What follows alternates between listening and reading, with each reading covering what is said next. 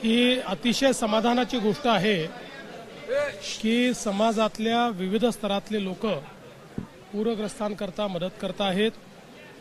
आता मी गेले 2 दिवस जेवढ्या नवरात्री मंडळांना भेटी दिल्या त्या प्रत्येक ठिकाणी आम्हाला त्या मंडळांनी पूरग्रस्तांच्या मदतीकरता चेकच्या स्वरूपात निधी दिलेला आहे.